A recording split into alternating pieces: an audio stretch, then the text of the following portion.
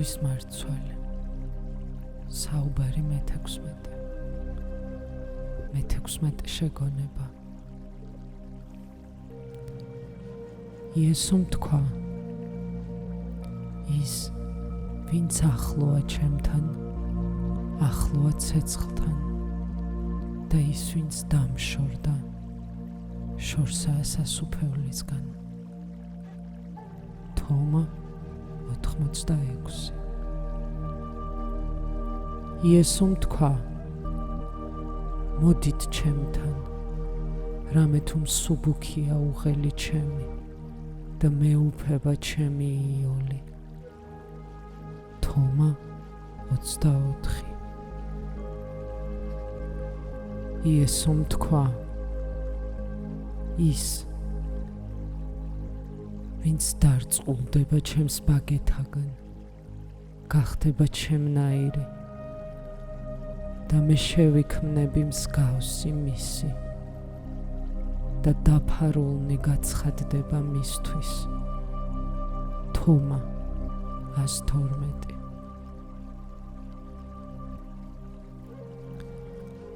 ადამიანი მონად იბადება და მთელ ცხოვრებას მონობაში ატარებს. ის სურვილის, უნების, გონების ან სხეულის მონაა. ადამიანი მონობას დაბადებიდან სიკვდილამდე ებრძვის. რელიგიის არსი კი თავისუფლებაში მდგომარეობს. რელიგია თავისუფლებაა, გათავისუფლება ნებისმიერი სახის მონობიდან. მაგრამ მიუხედავად ამისა, ადამიანი მაინც განაგრძობს თამაშს საკუთარ თავთან და თავს იტყუებს, რადგან ეს იოლია. იყო მთლიანად თავისუფალი ძალიან ძნელია. ამისთვის შინაგანი კრისტალიზაციაა საჭირო და აუცილებელია შინაგანი ცენტრი. ახლა კი თქვენში არც ცენტრია და არც კრისტალიზებული არსება. თქვენ უბრალოდ ქაოსი ხართ, ნაკრები და არაპიროვნება. თქვენში ზოგჯერ რაღაც სურვილი იმარჯვებს და ის ხდება ამ ნაკრების ხელმძღვანელი, მაგრამ სულ მალე ახალი სურვილი გეუფლებათ და ძველი ტოვებს ასპარეზს. თქვენ ნებისმიერ სურვილთან აიგივებთ თავს და ამბობთ: მე ის ვარ. როდესაც ტახტზე სექსია, სექსი ხდები. რისხვა როცა რისხვასთან იგივდებით. სიყვარული თუ არის სიყვარულად გარდაისახებით და ამავე დროს არ გახსოვთ ის ვითარება, რომ არასოდეს არ იქნებით სექსი, არც მრისხანება და არც სიყვარული. თქვენ ამით ცხოვრობთ, მაგრამ თქვენი სურვილები იცვლებიან და ყველა სურვილთან აიგივებთ საკუთარ თავს. ეს გაიგივება მონობის ძირეული მიზეზია და სანამ ის იარსებებს, თქვენ ვერ გათავისუფლდებით. თავისუფლება სხეულთან, გონებასთან და გულთან გაიგივების გაქრობას ნიშნავს. მონა ის ადამიანია, რომელიც გამუდმებით ტირის და მოთქვამს დაუკმაყოფილებელ ნებებზე. ახლაც დაბადებული ბავშვი მაშინვე ტირის და ეს ჩვეულება ცხოვრების ბოლომდე მიყვება. ბავშვს რძე უნდა და ტირის. თქვენ შეიძლება იტიროთ სახლის, ავტომობილის ან სხვა რამის გამო. მაგრამ ტირილი გრძელდება და როცა კვდებით, მაშინ წყდება. მთელი თქვენი ცხოვრება ხანგრძლივი ტირილია. აი რატომ არსებობს ამდენი წამება. რელიგია გათავისუფლების გასაღებს გაძლევთ, მაგრამ თქვენ მონახართ. მონობაში კი სიცოცხლე მოსახერხებელი და კომფორტულია. ამიტომაა ცრუ რელიგიას რომ ქმნით, რომელიც თავისუფლებას კი არ განიჭებთ, არამედ მონობის ახალ უღელს გადგამთ. ქრისტიანობა, ბუდიზმი, ინდუიზმი და ისლამი სხვა არაფერია თუ არა პატიმრობის სხვადასხვა სახე. იესო, მუჰამედი, კრიშნა, ბუდა, თავისუფლება, ხოლო ქრისტიანობა, ინდუიზმი, ისლამი, ბუდიზმი ყოველთვის ტყუიან. დაიახალი სახე მონობისა. თქვენ არა მხოლოდ საკუთარი ვნებების, აზრების, გრძნობებისა და ინსტინქტების მონახართ, არამედ ქურუმების მონაცხდებით. ცრუ რელიგიიდან უფრო ძლიერი მონობა იბადება, თქვენში კი არაფერი არ იცვლება. მოლა ნასრედინი მევალეებმა გააწამეს. მან სხვადასხვა კაცისგან დიდძალი ფული ისესხა, მაგრამ ვალი ვეღარ გაისტუმრა. მოლა მრჩევისთვის თავის ვექილს მიმართა, რომელმაც როგორც ყველა ადვოკატს ჩვევია ასეთი დარიგება მისცა. თავი მოიმკვდარუნე და კუბოში ჩაწექი. დაეყველამ გაიგოს შენი სიკვდილი. მერე კი გაიქეცი ამ ქალაქიდან. მევალეებს ეცოდინებათ, რომ შენ მოკვდი და აღარ მოგძებნიან. მართლაც ნასრედინმა ყალბი დაკრძალვა მოაწყო. კუბოში ჩაწვა. მთელი ქალაქი მოვიდა მასთან გამოსამშვიდობებლად. პირველი კრედიტორი ნაღვლიანი ხმით დაემშვიდობა. ასევე მეორე, მესამე. მაგრამ მე-9 პისტოლეტი დააძრო და იყვირა. ნასრედინ, ხომ მკვდარი ხარ, მაგრამ ჯავრის საყრელად მაინც გესვი. ნასრედინი კუბოდან წამოხდა. მოიცადე, შენს ვალს ვაბრუნებ. თქვენ ვერ ითამაშებთ სიკვდილთან. ვერ მოატყუებთ და ვერ გააბრიყვებთ მას. როგორ შეიძლება ყალბად იცხოვროთ, როცა სიკვდილიც არ შეგიძლიათ ყალბი? საკუთარ თავს უფრო და უფრო მეტ პრობლემას უქმნით და ყველაფერი უფრო გაურკვეველი ხდება. რაც უფრო ცდილობთ პრობლემის გადაწყვეტას, უფრო ავადებთ, რადგან გულში იცით, რომ ეს სიყალბეა. თქვენ ტაძარში დადიხართ. ერთხელ მაინც თუ ყოფილხართ ტაძარში. ეს ცრუ რელიგიაა, რომელიც მხოლოდ იმისთვის არსებობს, რომ სხვებს დაანახოს თქვენი რელიგიურობა. მაგრამ ეს ხომ არ გშველით. ტაძარშიც მონობა დაგხვდებათ. რიტუალიც მონობაა, ქურუმიც ექსპლუატაციას გიწევთ, რადგან იცის თქვენი სისუსტე. ჩვენ რელიგიასთან ვთამაშობთ და თვითონვე ვიბოჭავთ საკუთარ თავს. აი რატომაა იესოსა და კრიშნას მსგავსი ადამიანის აშიში. ის არ განებებთ ცრუ ცხოვრებით ცხოვრებას. ის ჭეშმარიტებას გაძლევთ. აი რატომ ამბობს იესო. ის ვინც ახლოა ჩემთან, ახლოა ცეცხლთან. რას ნიშნავს ცეცხლი? ცეცხლში თქვენგან აღარაფერი დარჩება. ბრბო თქვენში რომ არის თქვენი უბედურებისა და განცდის მიზეზი, კრისტალიზებულ ცენტრში უნდა გაქრეს. ცეცხლი ალქიმიური ტერმინია. ყველაფერმა, რაც კრისტალიზაციას საჭიროებს, ცეცხლში უნდა გაიაროს. ოქროსგან თუ გინდათ რამის გაკეთება, ცეცხლში უნდა გამოადნოთ. იგი თავიდან თხევადი უნდა გახდეს. მერე გაიწმინდება და სუფთა ოქრო გამოვა. შემდეგ კი ჩამოასხამთ საჭირო ფორმით. მოწაფემაც იგივე უნდა გაიაროს. ოსტატი ხომ ცეცხლია და თქვენ თხევადი უნდა გახდეთ, რომ ყველაფერი ცუდი დაიწვას, რის შემდეგაც გაკრისტალდებით. ოსტატი თავიდან ცეცხლია, შემდეგ კი მისგან უსასრულო სიგრილე მოდის. მაგრამ თავდაპირველად წველია და გაფრთხობთ.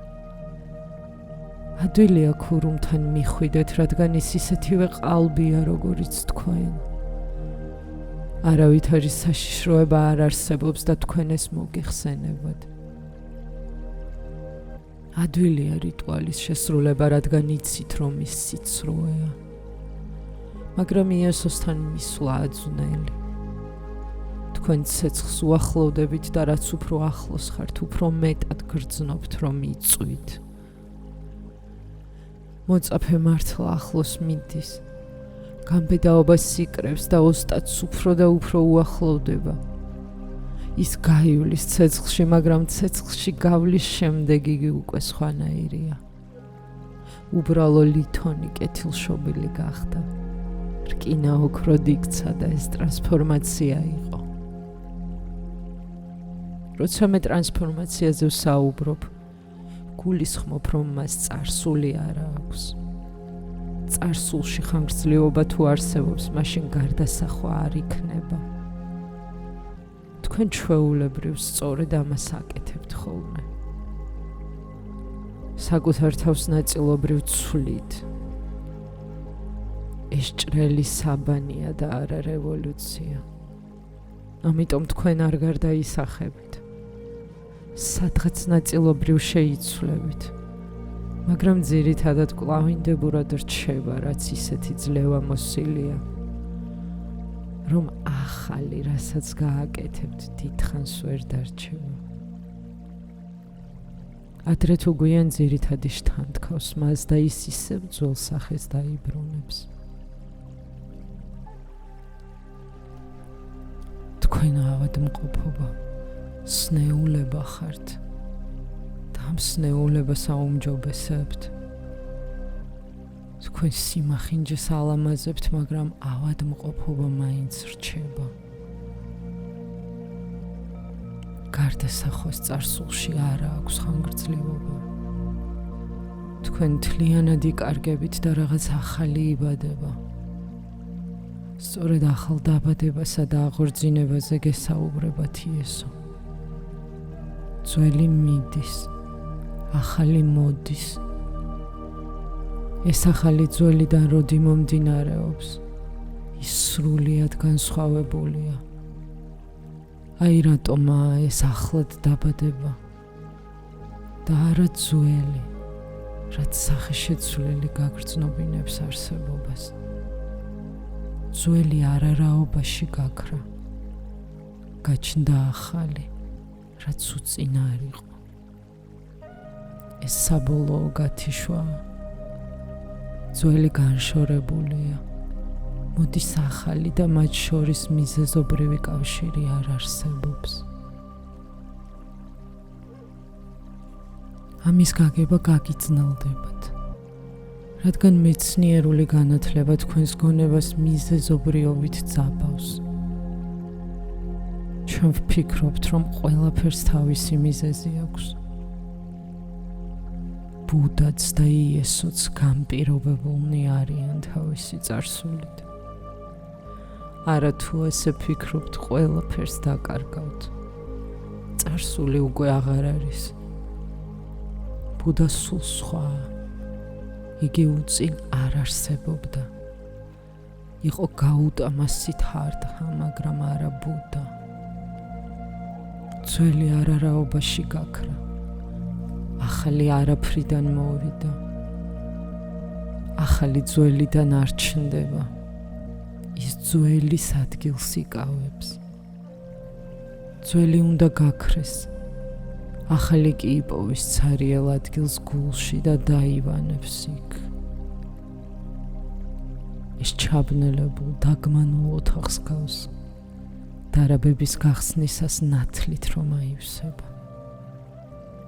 ამ დროს ხომ ვერ ვიტყვით, რომ ნათელი ბნელისგან იშვა. განა შეიძლება სიბნელემ სინათლით იცვალოს სახე. არა, უბრალოდ ბნელი წავიდა და ნათელი შემოვიდა. და ამ ნათელს არაფერი აქვს საერთო სიბნელესთან.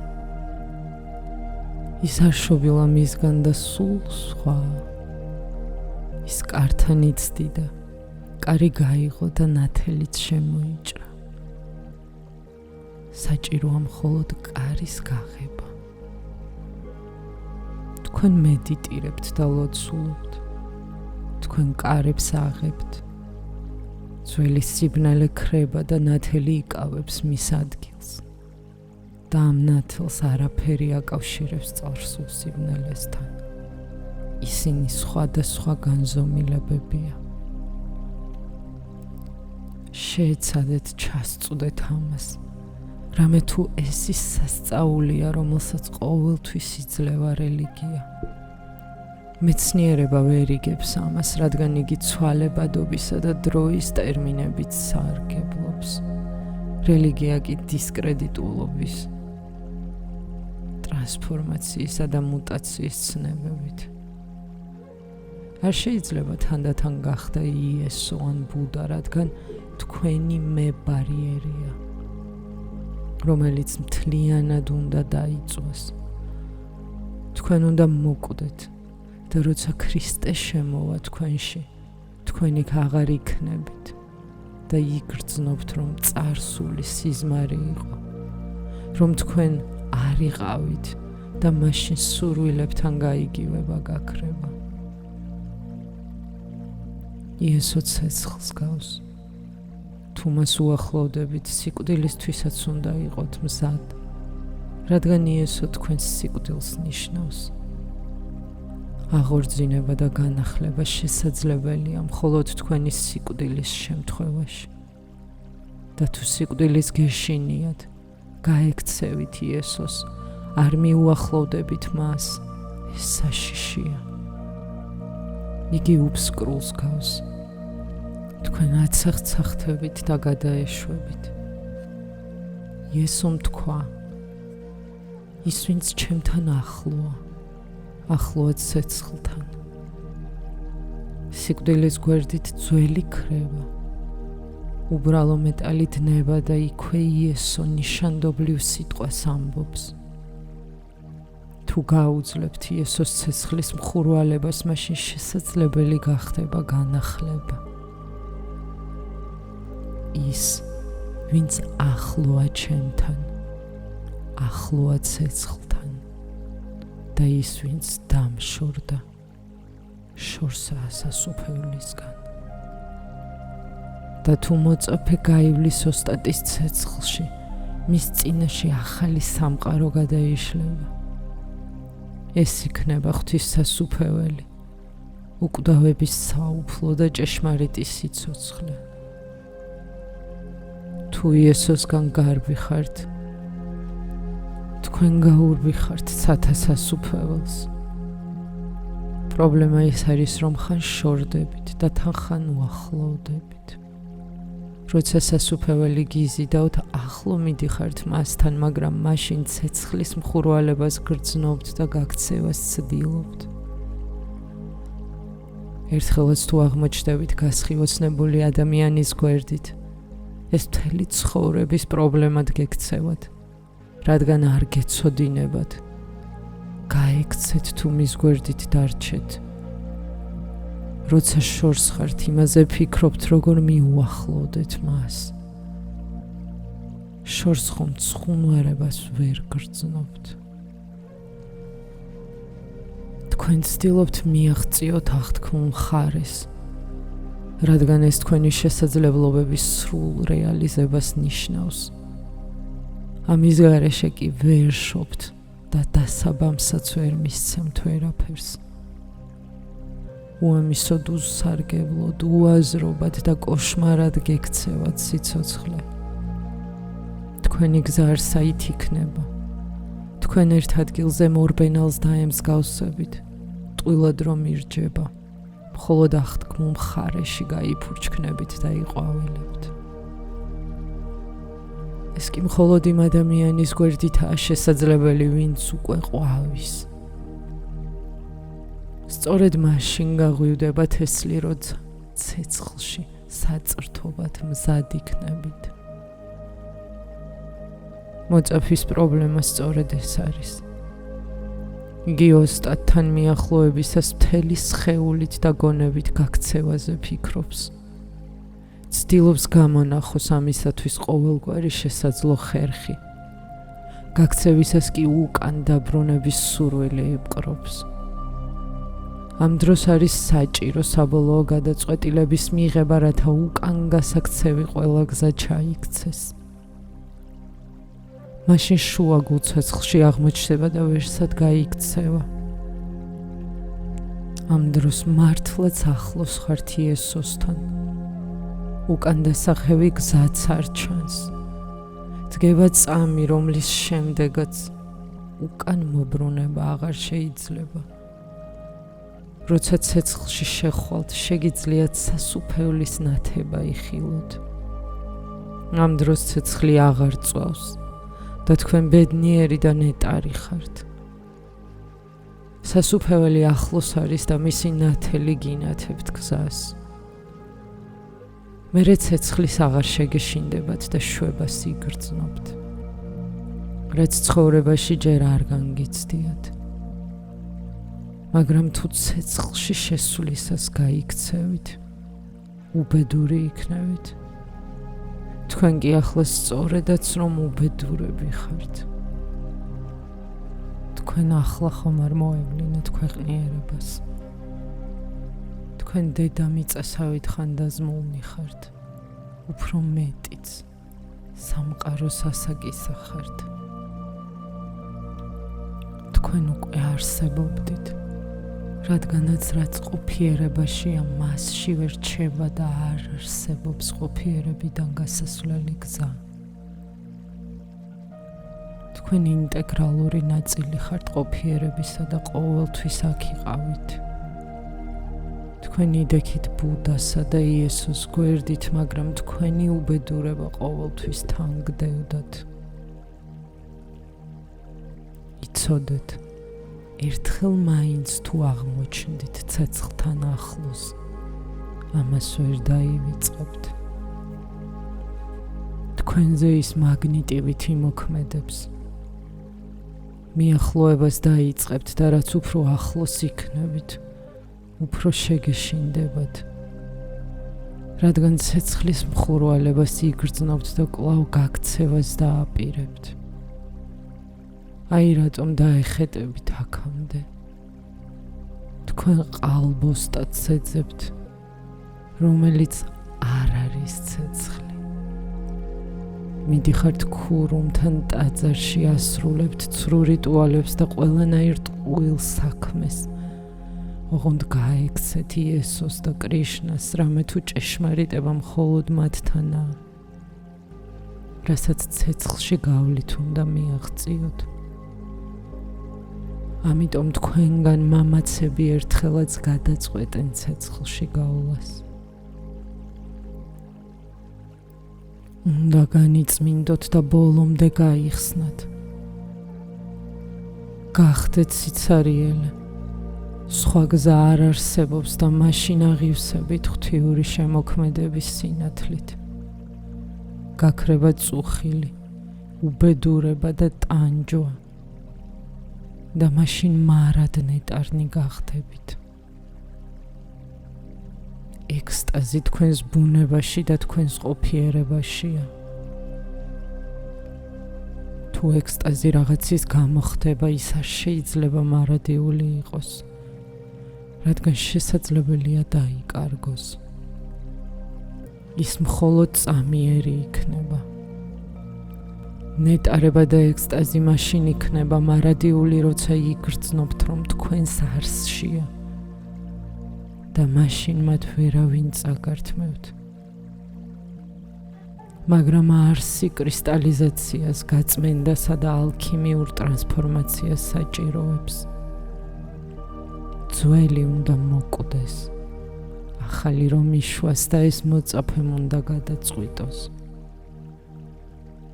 ის, ვინც ახლოა ჩემთან, ახლოა ცეცხლთან და ვინც დამშორდა, შორსაა სასუფევლისგან. როცა ცეცხლის მხურვალებას იგრძნობთ, გადაეშვით მასში. თუ ვინმე ნუგეშს გცემთ, გაეკეცით მას და გახსოვდეთ, რომ იქ შეიძლება ქურუმი იყოს და არა ოსტატი. ქურუმები ყოველთვის გამშვიდებენ და სწორედ ამიტომ მიდიხართ მათთან. ქურუმი ფსიქოთერაპევტია. იგი გირჩევთ, რომ ილოცოთ და ღმერთი დაგეხმარებათ. თუ სიკვდილის გეშინიათ, სულის უკვდავებას გპირდებათ. გასწავლით, როგორ გათავისუფლდეთ დანაშაულისგან. გეუბნებათ, რომ გაიღოთ გული ტაძრისთვის. ააშენოთ საავადმყოფო სკოლა, ემსახუროთ ღატაკებს, დავრდომილებსა და ავადმყოფებს. ეს დამშვიდების გზა, აქ არ არის ფერის ცვალება. შეგიძლიათ დატოვოთ თქვენი სამსახური და ღვთის სახელით სხვას დაუდგეთ ქვეშევრდომებად, მაგრამ ყველაფერი ძველებურად გაგრძელდება. ადრე ძუნწი იყავით და ფულს აგროვებდით, ახლა გასცემთ, მაგრამ მაინც უწინდელი სახე გაგაჩნიათ.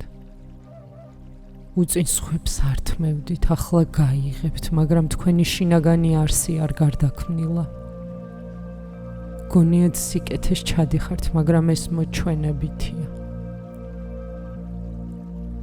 იმის გამო ცუდი რომ ხართ ცდილობთ ანგარიშის გათანაბრებას, მაგრამ თქვენი გონება ისე გაქნილია და ცბიერი, მათემატიკასა და ბიზნესის ტერმინებითაა სავსე. რა შეიცვალა? აქამდე თქვენთვის ფული იყო მნიშვნელოვანი, რასაც ახლაც არ დაუკარგავს მნიშვნელოვნება. ის ხომ სხვებისთვის გასაცემად გჭირდებათ. ადრე ფულით იყავით შეპყრობილნი. ასევე ხართ ახლაც, მაგრამ რადგან გასცემთ, გონიათ, რომ ხალხს ემსახურებით. თქვენი სიხარბე არ გამქრალა. სექსით ცხოვრობდით. ახლა ბრაჰმაჩარიაში ხართ. მოგწყინდათ მამაკაცები და ქალები, მაგრამ განადამთავრდა თქვენი ვნება. ყოველთვის გახსოვდეთ, როდესაც დადებითი უარყოფითად იქცევა, იბადება მცდარი შეგრძნება, რომ გამოიცვალეთ. ეს ყველაფერი თავდაყირა მდგარ ადამიანს მოჰგავს. უწინ იგი ნორმალურად დადიოდა, ახლა კი თავზე დგას, სირშასანს ასრულებს და ფიქრობს, რომ გამოიცვალა. მაგრამ როგორ შეიძლება თავზე დგომამ კაცი შეცვალოს? ასევეა სექსშიც.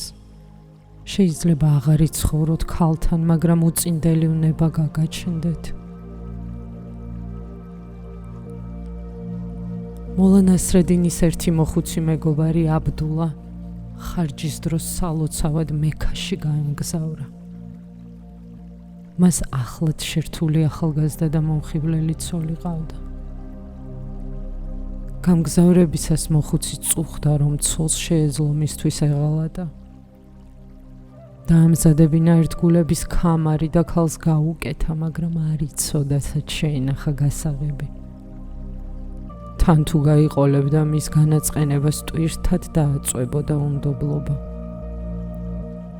გასაღები ხომ ყოველთვის გაახსენებდა ცოლსა და მის შესაძლო ღალატს.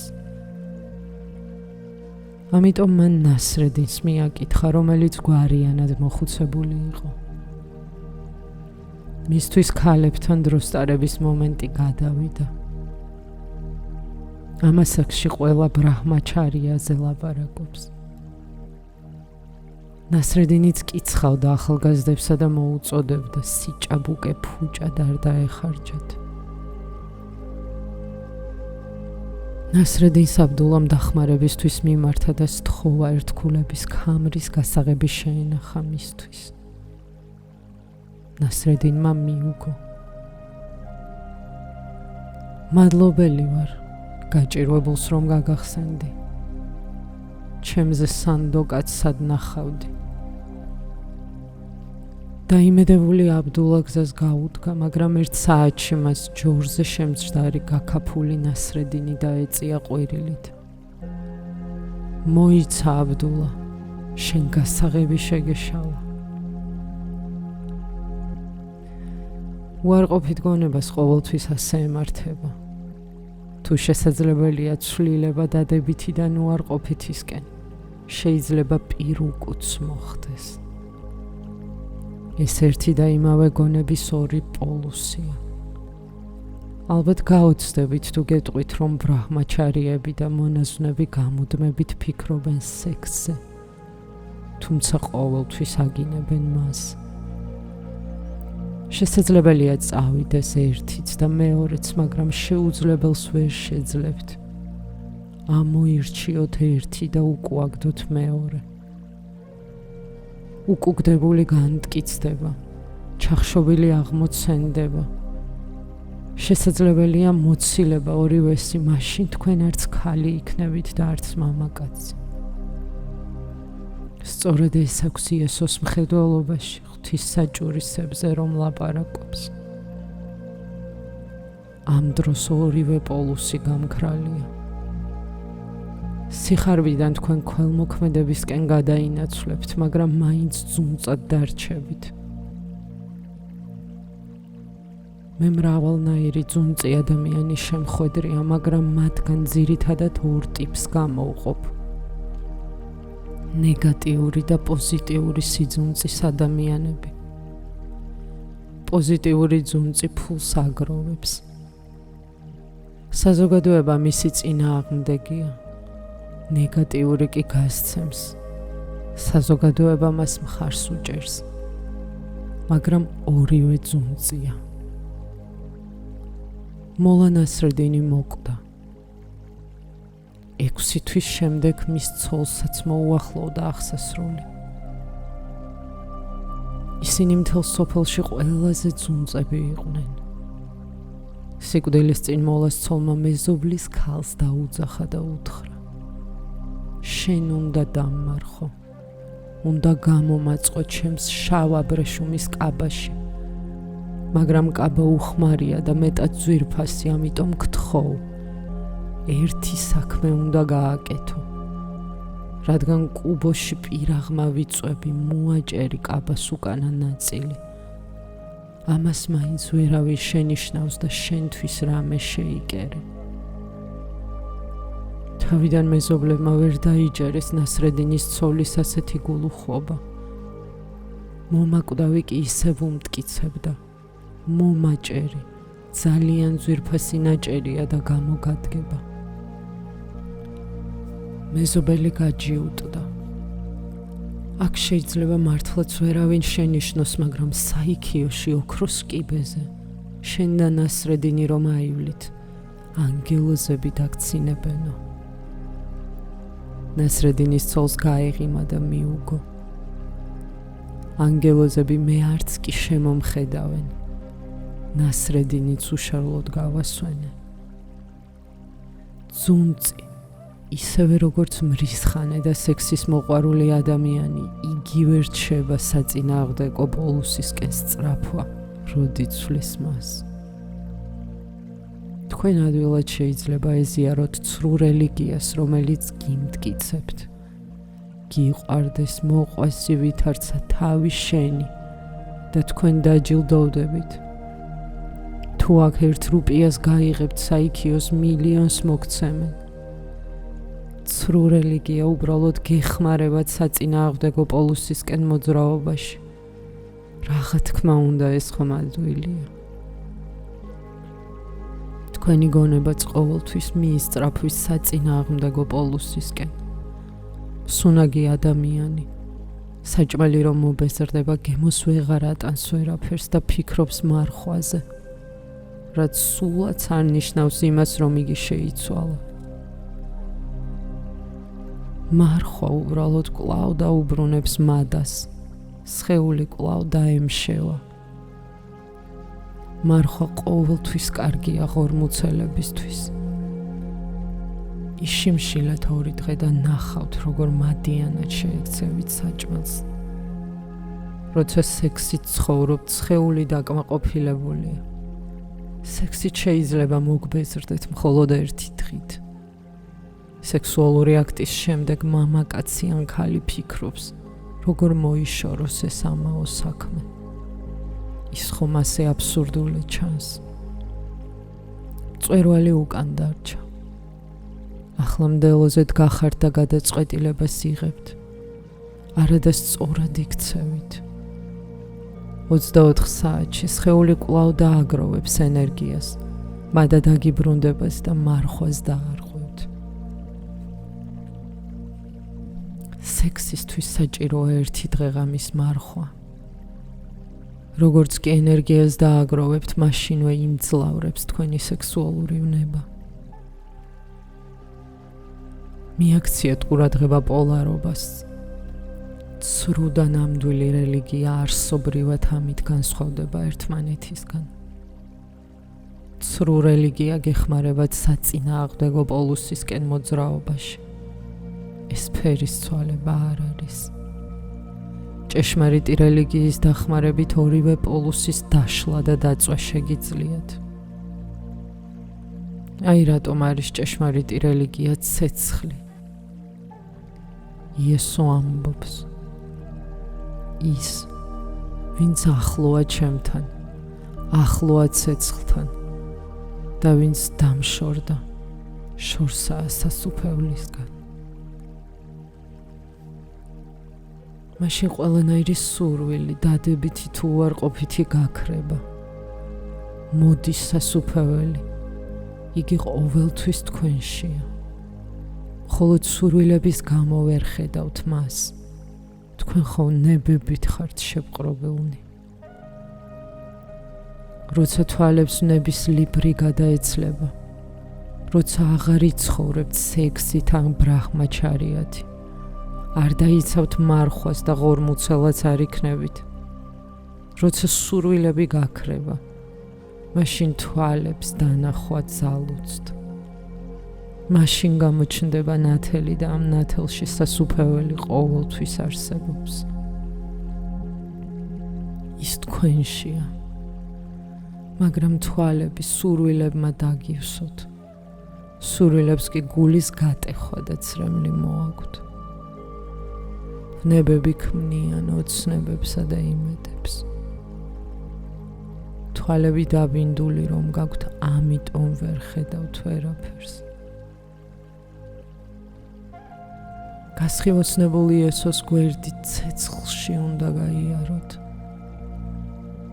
ეს ცეცხლი დაფერფლავს თქვენს ვნებებს, ორივე პოლუსს, ყველა ოცნებას. ვნებები ხომ იმედებით ცოცხლობს. ეს ცეცხლი რეალურად დაწვავს მთელ თქვენ წარსულსა და მომავალს. ის მიგიყვანთ მდგომარეობამდე, რომელსაც ქვია აქ და ამ წუთში.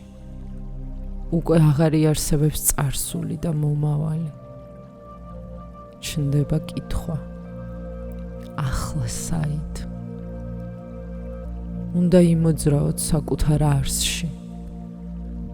როცა ენერგია ვერ ნახავს გარეთ გამოსავალს, სიღრმისკენ მიიქცევა, იქ სადაც ღვთის საუფლოა. იესომ თქვა, მოდით ჩემთან, რამე თუ მსუბუქია უღელი ჩემი და მეუფება ჩემი იოლი. ეს სიტყვები ღრმად უნდა გაიაზროთ და დაიმახსოვროთ, რადგან ეს გამოგადგებათ და დაგეხმარებათ. როცა იესოს მსგავს ადამიანთან მიდიხართ, გიჩნდებათ პრობლემა. რატომ დავემორჩილოთ ამ ადამიანს? ეს ხომ მონობას გავს. აქ ერთი შეხედვით წინააღმდეგობაა, რადგან იესო ამბობს, მე მოვედი, რათა მოგანიჭოთ სრული თავისუფლება. შემდეგ კი მოითხოვს მორჩილებას. ეს წინააღმდეგობრივი ჩანს. იესო ამბობს, მე მოვედი, რათა გაგათავისუფლოთ. თქვენ კი ფიქრობთ, ეს თუ ასეა, ახლავე მომცემდა თავისუფლებას. ვინც არ უნდა იყოს, ის რატომ დავემორჩილო? რატომ გავიხადო ბატონად? რატომ უნდა იყოს მოძღვარი ჩემი სულისა და არსების გამგებელი? რისთვის დავემორჩილო?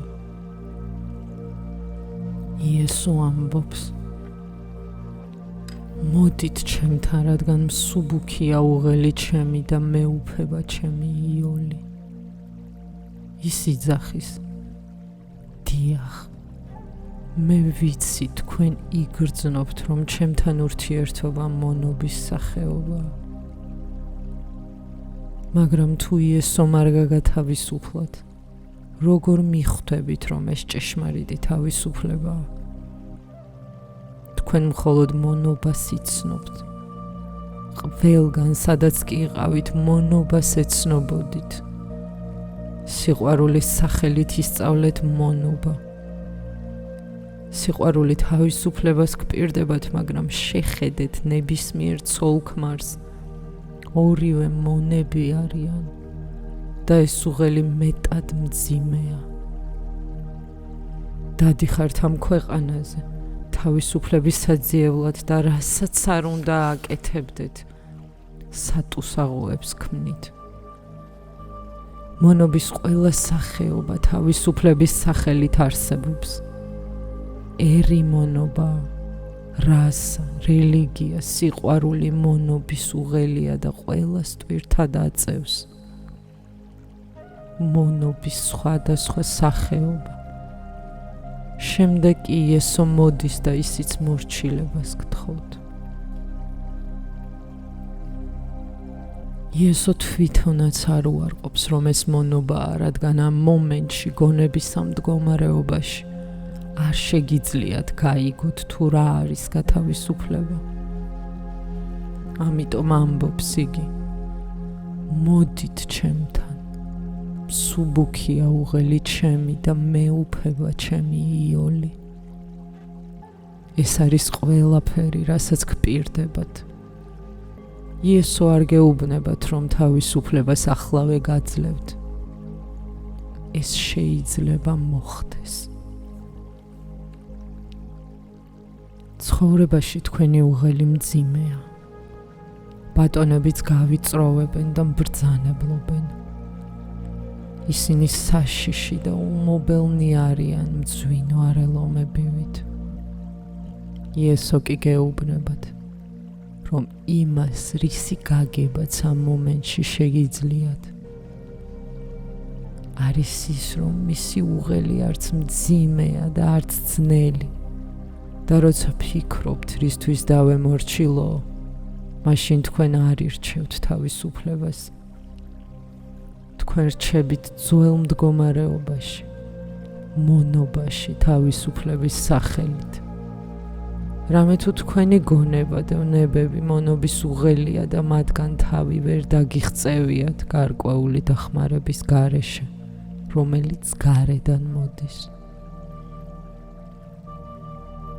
თქვენ ისე დიდი ხანი იყავით საპატიმროში, რომ იგი საკუთარი სახელი გგონიათ. სატუსაღო კი ისე მკვიდრადა აგებული, რომ გარეთ ვინმეს დაუხმარებლად ვერ გამოაღწევთ. თქვენ დაგეხმარებათ სატუსაღოდან უკვე გამოსული ადამიანი. ოსტატს მხოლოდ ეს აქვს მხედველობაში. ისიც პატიმარი იყო იმავე სატუსაღოში, რომელშიც თქვენ იმყოფებით, მაგრამ რაღაცნაირად გამოიქცა. გამოსასვლელი კარი იპოვა, მოძებნა გასაღები, ახლა კი შეუძლია თქვენ დაგეხმაროთ. თუ ძილს აგრძელებთ, ვერ გამოფხიზლდებით. საჭიროა გარედან დახმარება. მაღვიძარაც კი გამოდგება ამისთვის, რადგან მისი ხმა გარედან მოგესმებათ. მაგრამ მაღვიძარათი შეიძლება თავი მოიტყუოთ. მოგეჩვენოთ, რომ ეს ციხე კი არა ტაძარია და ტაძრის ზარები რეკენ. თქვენ შეიძლება იოცნებოთ და ძილი გააგრძელოთ. საჭიროა არა მექანიკური საშუალება, არამედ ცოცხალი ოსტატი, რომელიც ძილს დაგიშლით და ახალი ოცნებების შექმნის უფლებას არ მოგცემთ.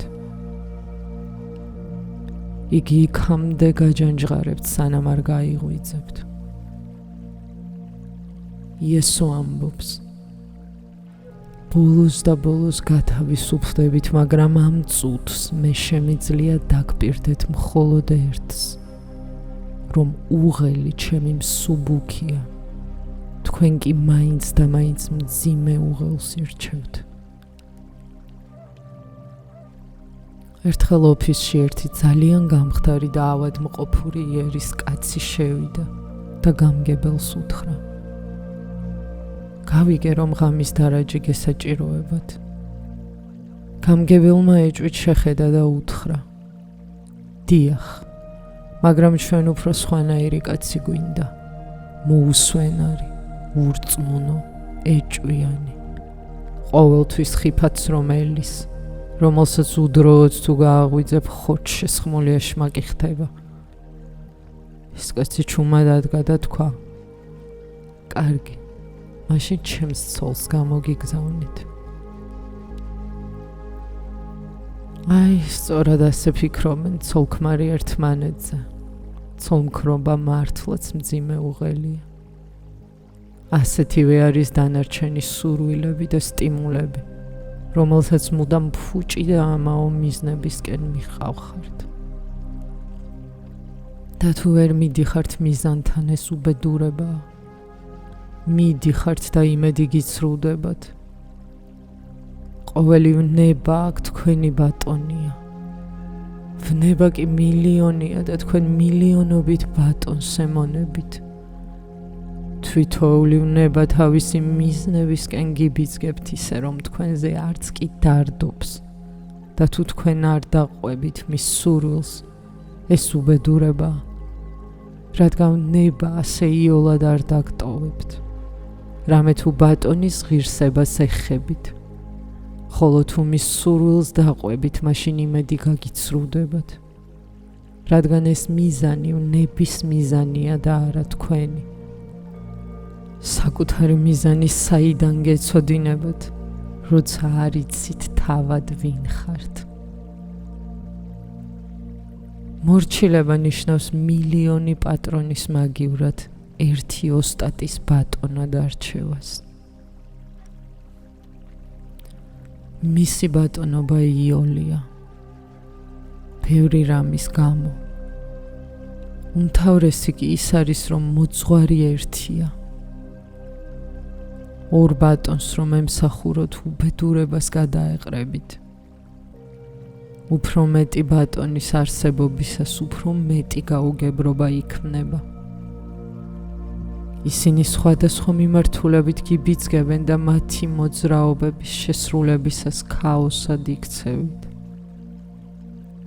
ამის გამო გიჟდება ხალხი, რადგან მათ არ უწყიან რა მოიმოქმედონ, ვის გაყვნენ ან ვინ უარყონ. თუ მთელ დროს სექსს უთმობთ, ფულს ვერ მოაგროვებთ. ძუნწები ყოველთვის ანტისექსუალურები არიან. ეს ასეც უნდა იყოს. მათი მთელი ენერგია ფულის მოხვეჭას ხმარდება. ძუნწები საყვარლადაც არ ივარგებენ, ხოლო ის, ვინც სექსით ცხოვრობს, ვერასოდეს მოიხვეჭს სიმდიდრეს, რაც აქვს, იმასაც გაანიავებს. თქვენში ვნებების ზემოქმედებით უამრავი აზრი ირევა. სიმდიდრის მოხვეჭის, დროის გატარების, მიზნის მიღწევის და ასე შემდეგ. ვნებებს შორის ყოველთვის კონფლიქტია. შიში კონფლიქტში ამ რისხანებასთან. რა უნდა ქნათ? ასეა ბევრი ბატონი და ერთი ყმა. კარგია, როცა ერთ ოსტატს ირჩევთ. ბოლოს და ბოლოს გაქრება მილიონობით ხმა და ბრძანება. მხოლოდ იესოს უნდა გაყვეთ. შეგიძლიათ მხოლოდ მას გადააბრალოთ მთელი პასუხისმგებლობა. ის ამბობს, რომ მისი უღელი მსუბუქია. რატომ? იმიტომ, რომ ის გთხოვთ და ემორჩილოთ ისე, რომ გათავისუფლდეთ სხვა ბატონებისგან. მაშინ იესო მაშინვე მოგაშორებთ თავის უღელსაც. ეს მხოლოდ დროებითი მოვლენა და გადასასვლელი ხიდია. როგორც კი ვნებებს მოიშორებთ, მორჩილება აღარ იქნება საჭირო. ოსტატი თვითონ გეტყვით, რომ მორჩილება განაგდოთ, რადგან ახლა თვითონ ხართ საკუთარი ნათელით გასხივოსნებული. იესო ამბობს, ის ვინც დარწყულდება ჩემს ბაგეთაგან, გახდება ჩემნაირი და მე შევიქნები მისი მსგავსი და დაფარული გაცხადდება მისთვის. მორჩილება მოწაფის ოსტატობისკენ გადასასვლელი ხიდია, რადგან როცა მორჩილება სრულია, იმავ წამს იგივდებით ოსტატთან.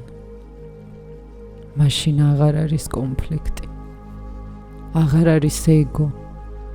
მორჩილება ნიშნავს, რომ თქვენ ამბობთ, მე აღარ ვარ, ხარ შენ, წამიყვანე საითაც გინდა. მე მოგდევ ჩრდილივით, დაბრმავებული ვარ და არაფერზე ვიტყვი არას. ჩემი დიახ საბოლოო და აბსოლუტურია. აბსოლუტური დიახ მორჩილება. რას ნიშნავს ეს? თქვენში აღარ არის ეგო. თქვენში ახლა იესო შემოდის და მისი ნათელით ივსებით. რატომ გეშინიათ მორჩილების?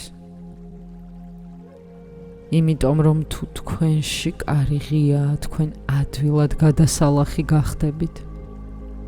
თქვენ გარე სამყაროსი გეშინიათ. ისე დიდხანს ცხოვრობდით ჩარაზულ და ბნელ ოთახში. ისე შეეჩვიეთ მას, რომ თვითონ გახდით სიბნელე. თქვენ გეშინიათ სინათლის. იგი ისე დაგაბრმავებთ, რომ თვალებს დახუჭავთ. გეშინიათ, რომ თუ დამორჩილდით, უცნობ გზას გაუდგებით. გონებაში ყოველთვის გეშინიათ გაუცნობიერებლისა, მაგრამ ღმერთი შეუცნობია. შეუცნობია იესოც, იგი შეუცნობლის სხივია. მზე შეიძლება შორს იყოს, მაგრამ მისი სხივი გარდატყდეს თქვენს კართან. მორჩილება ამ სხივისთვის კარის გაღებას ნიშნავს. ის, ვინც დარწყულდება ჩემს ბაგეთაგან, გახდება ჩემნაირი და მე შევიქნები მისი მსგავსი და დაფარულნი გაცხადდება მისთვის. ეს აზრით სავსე და სიმბოლური სიტყვებია. შეყვარებულები ერთმანეთის ბაგეთაგან რწყულდებიან. კოცნა სწორედ დარწყულებას ნიშნავს. კოცნა ბაგეების ერთი მეორის სხეულის ხმა და ყველაზე ძლიერ მოქმედი საშუალება. ვერანაირი ალკოჰოლი ვერ შეედრება მას. მაგრამ იგივე მოვლენა ხდება გულის სიღრმეში, სადაც მოწაფე ოსტატის არს შეხვდება. სადაც ისინი ეალერსებიან ერთმანეთს. ზუსტად ამას გულისხმობს იესო თავის სიტყვებში. იგი ხშირად სარგებლობს ჭამას მის სიმბოლური ტერმინებით და ამბობს, დაპურდი ჩემით, შემსვით მე, გაიჟღინთეთ ჩემით მთლიანად. ამაშია ჭამას მის აზრი. მომეცით უფლება თქვენში ვიყო. ისე გამომწურეთ, რომ თქვენი არსებობის ნაწილი გავხდე. მაშინ აღარ იქნება ოსტატი და მოწაფე. მათ შორის განსხვავება გაქრება. უკვე აღარ იქნება არც ბატონი და არც ყმა. მოწაფე თვითონ გახდება ოსტატი. მაშინ მე თქვენ ხართ. მაშინ იესო თქვენ ხართ. მაშინ ის ხდება თქვენ და თქვენ ის განსხვავება არ არის.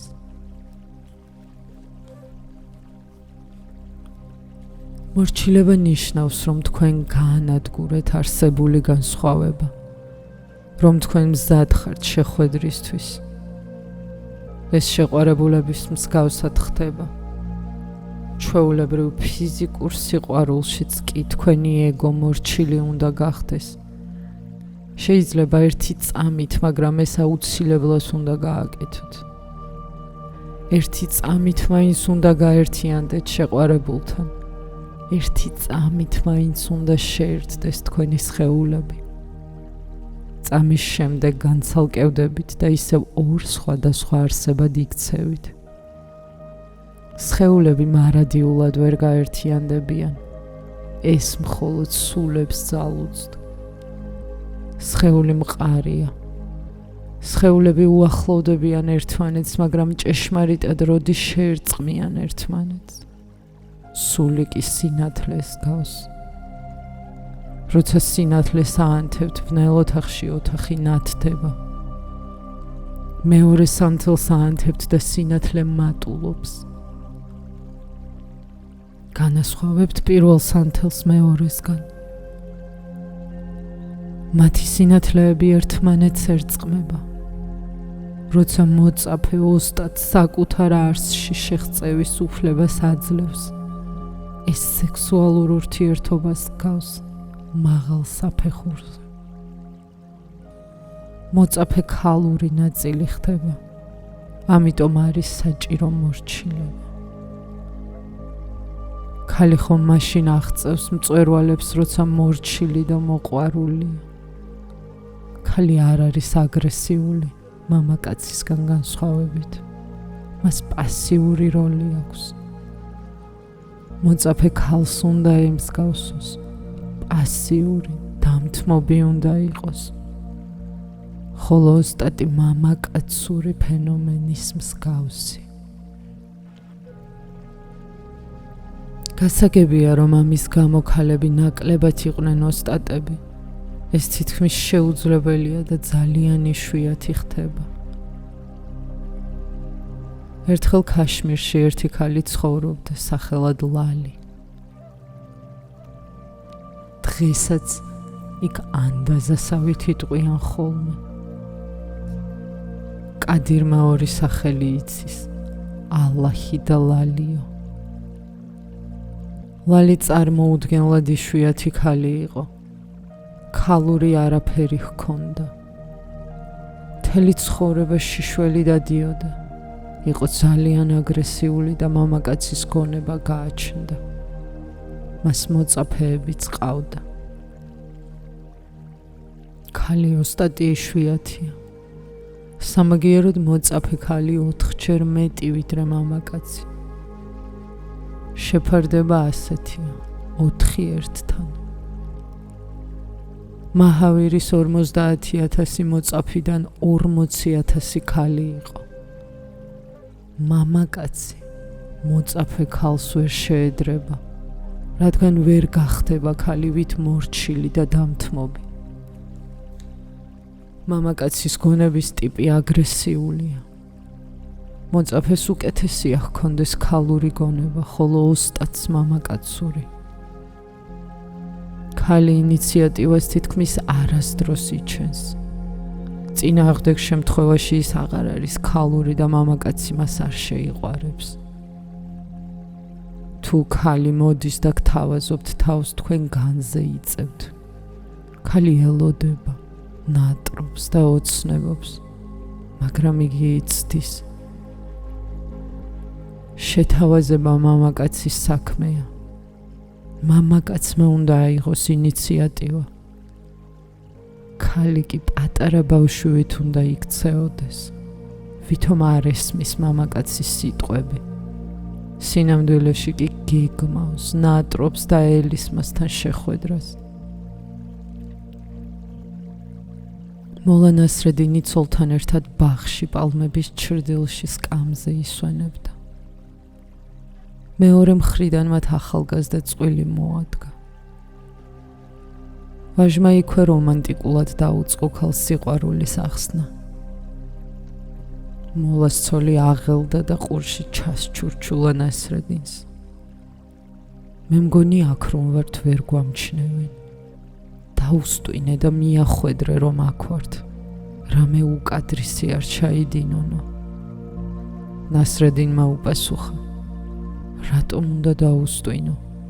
მე ხომ არავის გაუფრთხილები ვარ სტვენით, როცა ბაღში სიყვარულს გიხსნიდი და გკოცნიდი. ქალი ელის, მასშია საშვილოსნო. მისი არსი, მისი სხეული მოლოდინია. მოწაფეც ქალს უნდა ემსგავსოს. მან ოსტატი თავდავიწყებით უნდა შეიყვაროს. მაშინ მოხდება შეხვედრა. უმაღლესი სულიერი არსის შერწყმა, რაც სექსუალურ შეღწევას გავს, მაგრამ უფრო ეგზისტენციალურს, სხეულის გარეშე. ამ შეხვედრიდან მოწაფე ხელმეორედ იბადება, იგი ურსულდება, რათა საკუთარი თავი ხელმეორედ შუას და საკუთარ ახალ არსს ატარებს საშვილოსნოში.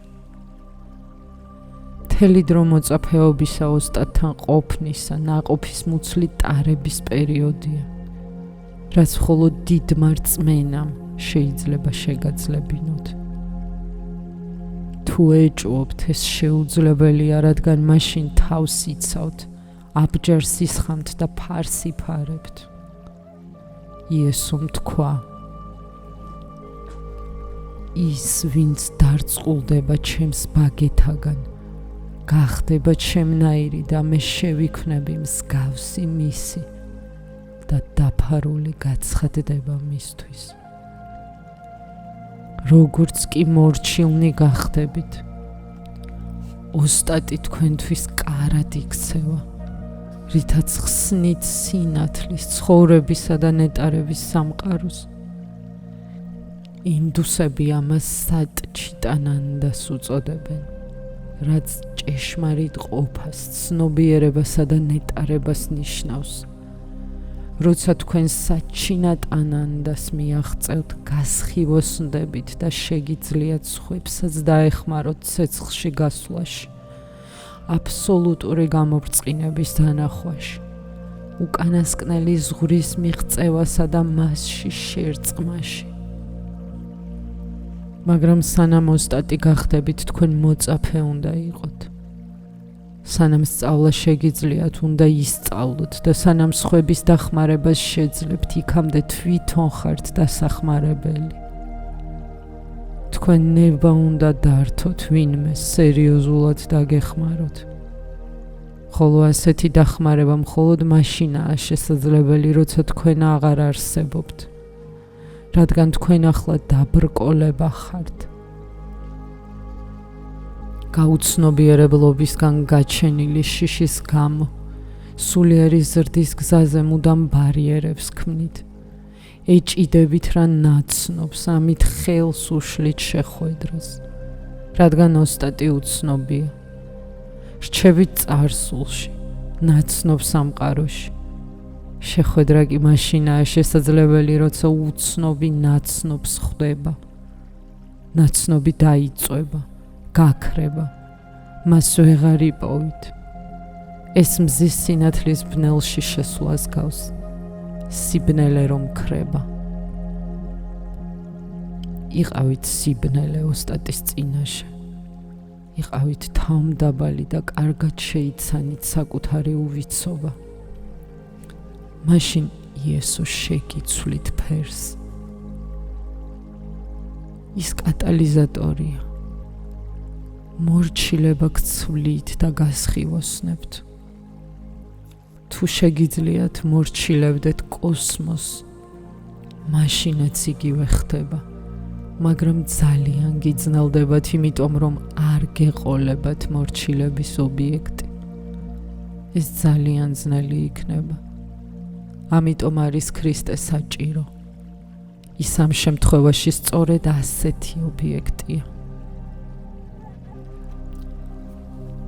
კიდევ მინდა გიამბოთ ერთ უცნაურ მოვლენაზე. ხანდახან რომ ხდება ხოლმე. შეიძლება მორჩილებდეთ ცრუ ოსტატს და გახდეთ გასხივოსნებული. თუმცა თვითონ ოსტატი ასეთი არ არის. ასე მოხდება იმიტომ რომ მთავარი მორჩილებაა. გარდასახვა მორჩილების გზით ხდება. ოსტატი მხოლოდ ობიექტია და ჭეშმარიტია თუ ცრუ დიდი მნიშვნელობა არ აქვს. როცა მორჩილი ხართ, თქვენ წინ კარი ღიაა. დიდად ნუ იწუხებთ თავს იმაზე ფიქრით თუ ვის დამორჩილდეთ. უბრალოდ იფიქრეთ სრულ მორჩილებაზე. ამიტომ ეს შეიძლება მოხდეს ქვის ქანდაკების ან ხის წინ. ასეთი რამ ბოთხის ხის ძირას მოხდა და ამიტომ სცემენ პატივს ბუდისტები ამ ხეს. საკმარისია იმის შეგრძნება, რომ ბუდამ თავის მდგომარეობას ამ ხესთან მიაღწია და თქვენ ხეს ემორჩილებით. მორჩილებაა მთავარი. ყველა დანარჩენი მხოლოდ გეხმარება თამაში. თუ იპოვით ჭეშმარიტ ოსტატს ხომ კარგი. თუ ვერ შეძლებთ ამას, ძალიან ნუაღელდებით. დაემორჩილეთ იმას, ვინც თქვენ მოგწონთ. მაგრამ ეს მორჩილება ყოვლის მომცველი უნდა იყოს.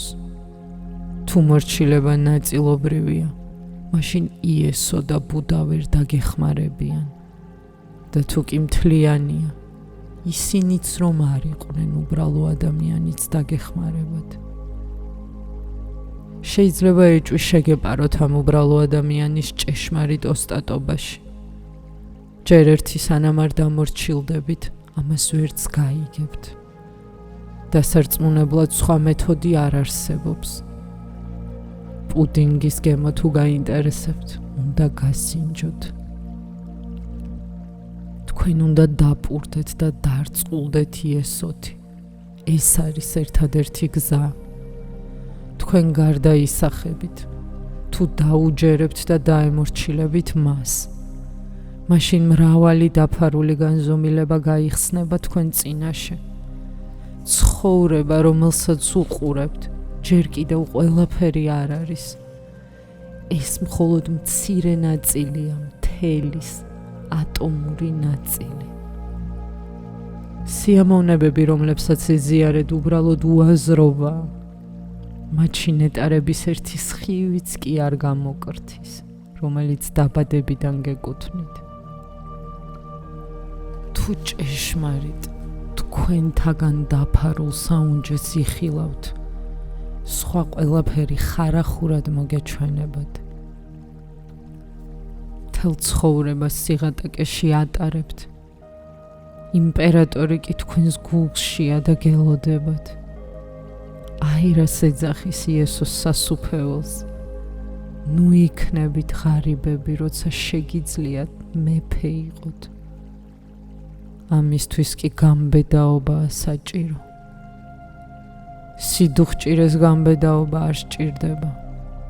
სამაგიეროდ მეფობა თუ გსურთ უნდა გარდაისახოთ. და მე კიდევ გავიმეორებ იესოს სიტყვებს. ის, ვინც ახლოა ჩემთან, ახლოა ცეცხლთან და ის, ვინც დამშორდა, შორსაა სასუფეველისგან. მოდით ჩემთან, რადგან მსუბუქია უღელი ჩემი და მეუფება ჩემი იოლი. ის, ვინც დარწყულდება ჩემს ბაგეთაგან, გახდება ჩემნაირი და მე შევიქმნები მისი მსგავსი და დაფარულნი გაცხადდება მისთვის. 1974 წლის 5 სექტემბერი, პუნა, ინდოეთი. მე-16 თავის დასასრული.